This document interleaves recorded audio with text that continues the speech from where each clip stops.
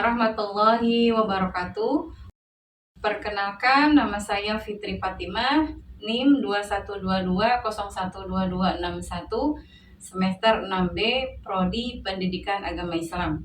Selanjutnya, saya akan menjelaskan pengertian metode pembelajaran secara umum, yaitu metode pembelajaran merupakan cara yang digunakan guru untuk mengimplementasikan rencana pembelajaran yang telah disusun dalam bentuk kegiatan nyata dan praktis untuk mencapai tujuan pembelajaran, atau sebuah proses sistematis dan teratur yang dilakukan oleh guru atau pendidik dalam menyampaikan materi kepada siswanya.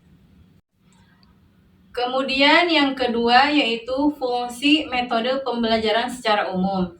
Yang pertama, sebagai alat motivasi ekstrinsik, artinya yaitu motivasi yang muncul karena adanya keinginan untuk mendapatkan imbalan atau hadiah.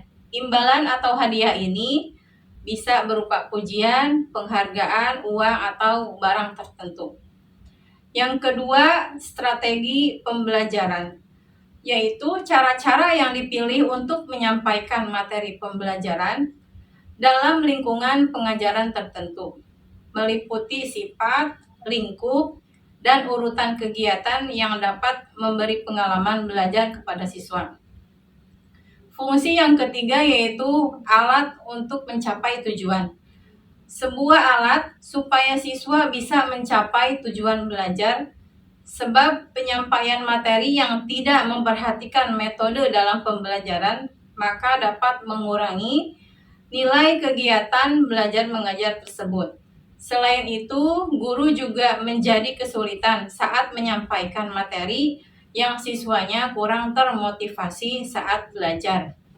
Selanjutnya, tujuan metode pembelajaran secara umum. Yang pertama, membantu siswa mengembangkan kemampuan individual para siswa supaya mereka bisa mengatasi permasalahannya menggunakan terobosan solusi alternatif.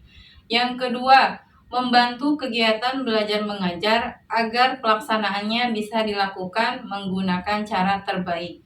Yang ketiga, memudahkan dalam menemukan, menguji, serta menyusun data yang diperlukan sebagai upaya mengembangkan disiplin sebuah ilmu.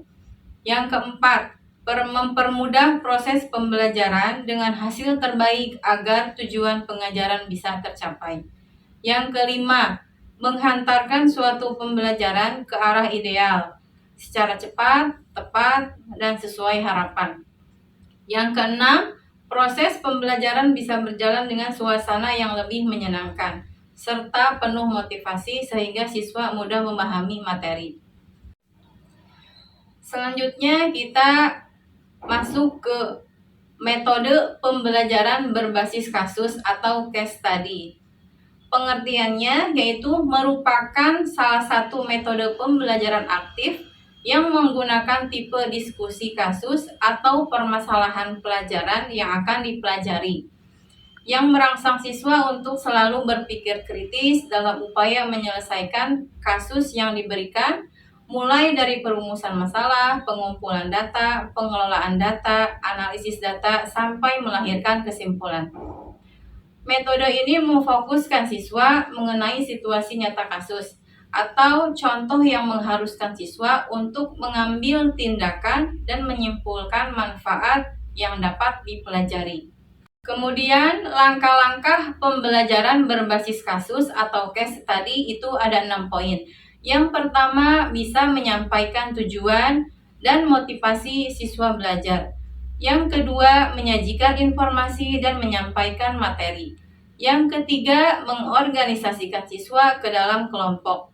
Yang keempat, membimbing kelompok bekerja dan belajar. Yang kelima, evaluasi atau penilaian. Yang keenam, memberikan penghargaan kepada siswa. Tujuan metode pembelajaran berbasis kasus atau case study ada 4 poin. Yang pertama, pemahaman. Siswa mampu memahami dan membantu siswa agar memahami menguasai materi pembelajaran. Yang kedua, kemandirian. meningkatkan aktivitas dan kemandirian belajar siswa. Yang ketiga, menganalisa. Siswa mampu menganalisa masalah yang sedang dipelajari. Yang keempat, problem solving. Siswa mampu memecahkan masalah yang dihadapi dan mengambil solusi untuk mencapai kompetensi yang ditetapkan. Kelebihan dan kekurangan dari metode pembelajaran berbasis kasus. Yang pertama, kelebihannya yaitu ada 3 poin. Yang pertama, aktif terlibat. Di sini siswa lebih banyak berinteraksi baik dengan siswa lain maupun dengan guru. Kegiatan belajar menarik, siswa dapat belajar dari berbagai sumber belajar. Siswa memperoleh pengalaman yang praktis.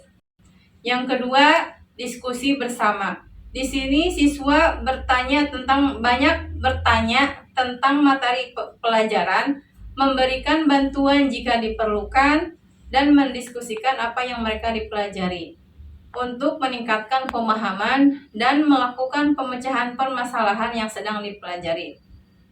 Yang ketiga, lingkungan belajar. Lingkungan pembelajaran lebih menarik karena bahan pelajaran lebih dapat dipahami siswa dengan cara melakukan diskusi, aktif, dan mencari solusi bersama dalam menyelesaikan masalah yang dipelajari. Itu kelebihan dari metode pembelajaran berbasis kasus. Sedangkan kekurangannya dari 3 poin tadi, yang pertama, aktif terlibat, yaitu beberapa siswa sering tidak mengerti aturan permainan dalam pembelajaran maupun guru yang sudah menginstruksikan. Yang kedua, diskusi bersama. Banyak waktu yang terbuang dalam pembagian kelompok, guru harus meluangkan waktu yang lebih. Yang ketiga, lingkungan belajar. Lingkungan pembelajaran khususnya di kelas menjadi gaduh karena banyak kelompok yang sedang berdiskusi menganalisa suatu permasalahan serta mencari solusinya. Materi pembelajaran PAI berbasis kasus atau case study, yaitu tema pertama bisa diambil dari materinya menuntut ilmu.